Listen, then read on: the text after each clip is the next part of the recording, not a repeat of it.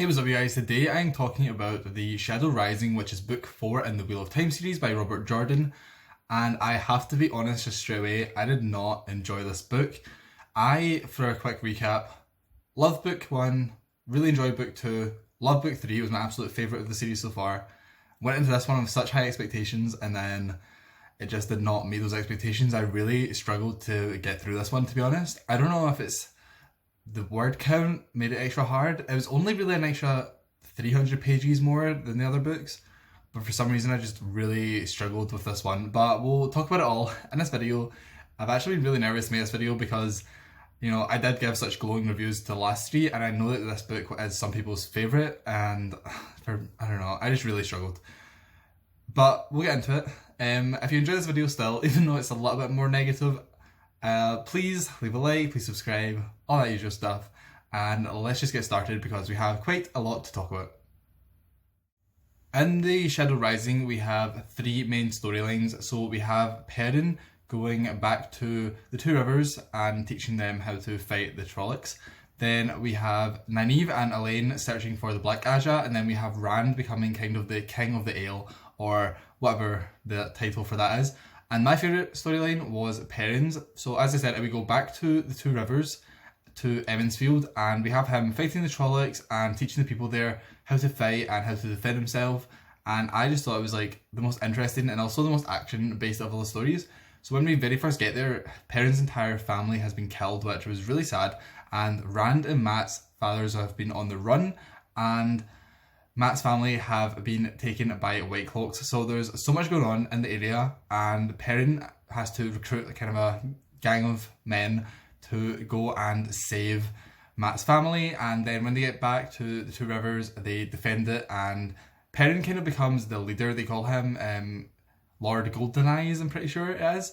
And he is not really a big fan of this. He doesn't want to be seen as a lord, he just wants to be seen as a simple blacksmith.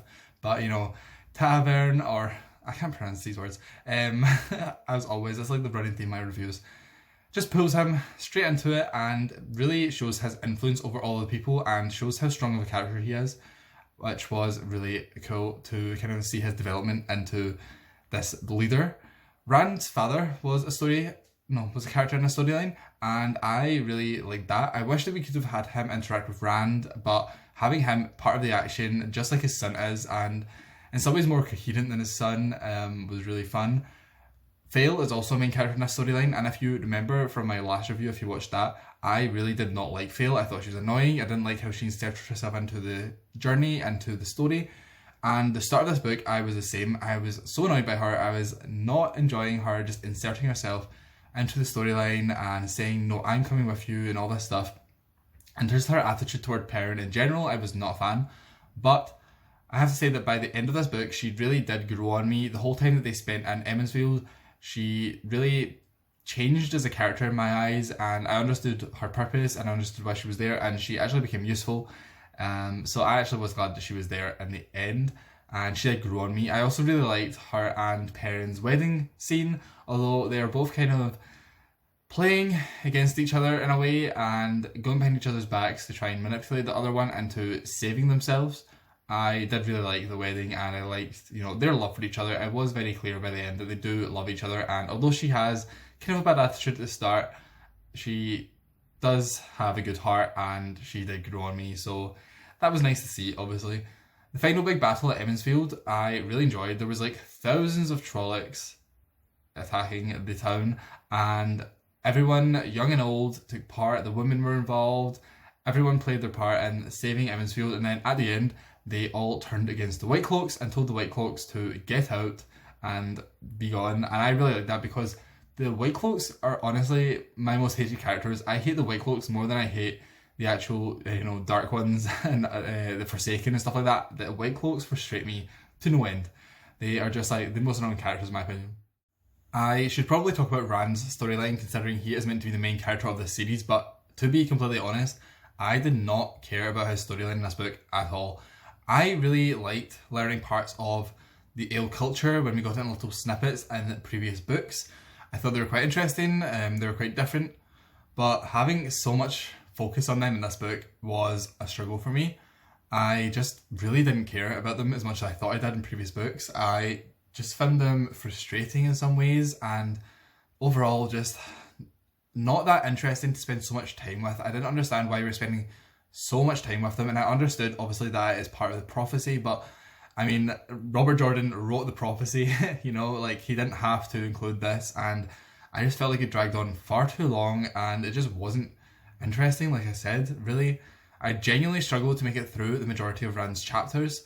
I was kind of at point of skim reading them because there was just so much information on the ale culture and the different factions or the different groups of ale and stuff like that, and I just really could not find the motivation to care about it, and I just genuinely struggled to get through most of the chapters.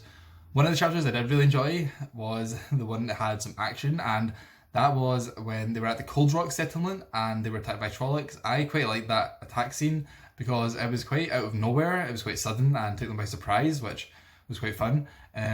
Compared to the Perrin ones where they were kind of always expecting the attacks, they were all ready. This time it was completely by surprise, and I liked seeing how all the characters reacted to that. Obviously, the end of Rand's storyline as well had a lot going on. There was a lot of action in and out of the different, I don't even know what it's called, but you know, there was a lot going on there.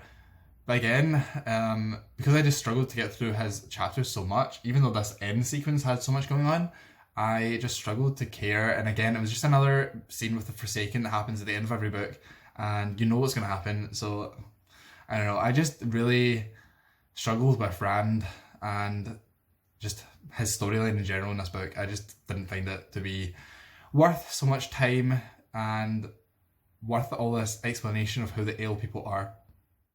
A storyline that I really enjoyed was the drama within the White Tower. It was probably my favourite storyline behind Perrin's, but it was very much in the background. It was like the fourth story, and we didn't spend as much time there at all, but I did really enjoy it. So a group of Aja turn against Amerlin, and they make a Leda from the Red Aja into the new Amerlin, and in doing so, they still Suan, I think that's her name, and overthrow her, and she gets locked in a dungeon, and there's a big battle where lots of people are killed, a lot of the Aja flee the tower, and I just loved it, and I loved seeing Suan lose her power because it was so sad and impactful, because you always hear about how much it destroys your soul for an Aes Sedai or one of, you know, the false dragons or whatever, one of the men that can channel, to lose their access to the power, and for her to go from being, you know, the Amerlin, who is like the most powerful, into someone that can no longer access the power was very devastating, and I just really enjoyed all this section. I loved Min's involvement. I really like Min. She didn't get as much of a role in this book, but she actually is one of my favourite characters, I think, now, which I never expected to say when she was introduced, but she is actually a really cool character, and she's very loyal. She knows what she wants, and she's actually very protective of her friends, and I just really like Min. We also see where the storyline kind of ends.